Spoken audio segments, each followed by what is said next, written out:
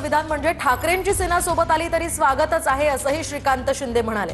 ठाकरेंच्या सेनेचे केडीएमसी मध्ये नगरसेवक सध्या नॉट रिचेबल आहे। आज कल्याण डोंबिवली म्युनिसिपल कॉर्पोरेशनचे 53 शिवसेनेचे नगरसेवक यांनी जो आहे तो आपला गट जो आहे तो स्थापन केलेला आहे, इथे स्थापन करण्यासाठी आलोय। त्याचबरोबर मनसे जे आहे, मला वाटतं 5 त्यांचे नगरसेवक या ठिकाणी त्यांचा गट स्थापन करण्यासाठी आलेले आहे आणि या ठिकाणी मनसेने जे आहे हे समर्थन जे आहे हे शिवसेनेला जे आहे या गटस्थापनेच्या निमित्ताने जे आहे हे दिलेलं आहे। मनसेने जे आहे हे शिवसेनेला पाठिंबा इथे दिलेला आहे। युतीमध्ये शिवसेना आणि भारतीय जनता पार्टी जी आहे लढलेली आहे आणि युतीमध्येच सत्ता जी आहे ही कल्याण डोंबिवली महानगरपालिकेमध्ये आम्ही स्थापन करणार आहोत। आज कल्याण डोंबिवली म्युनिसिपल कॉर्पोरेशनचे 53 शिवसेनेचे नगरसेवक यांनी जो आहे तो आपला गट जो आहे तो स्थापन केलेला आहे, इथे स्थापन करण्यासाठी आलोय। त्याचबरोबर मनसे जे आहे, मला वाटतं 5 त्यांचे नगरसेवक या ठिकाणी त्यांचा गट स्थापन करण्यासाठी आलेले आहे आणि या ठिकाणी मनसेने जे आहे हे समर्थन जे आहे हे शिवसेनेला जे आहे या गटस्थापनेच्या निमित्ताने जे आहे हे दिलेलं आहे।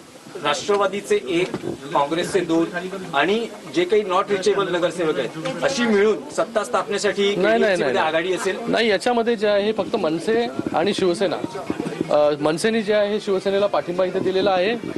युतीमध्ये शिवसेना जनता पार्टी जी आहे लढलेली आहे आणि युतीमध्येच सत्ता जी आहे ही कल्याण डोंबिवली महानगरपालिकेमध्ये आम्ही स्थापन करणार आहोत। निवडणुका वेगळ्या लढल्यात, तुमची भाजपशी युती झाली होती, पण आता सत्ता स्थापनेसाठी मनसेचं सहकार्य घेतलं जाते। नाही, सत्ता स्थापनेसाठी ना आता जे जे येतील त्यांचं जे आहे स्वागत आहे। मला वाटतं स्थिरतेसाठी कल्याण डोंबिवली महानगरपालिकेमध्ये जेवढे लोक बरोबर येतील त्याच्यामुळे जे आहे डेव्हलपमेंट देखील चांगल्या प्रकारे त्या ठिकाणी होईल।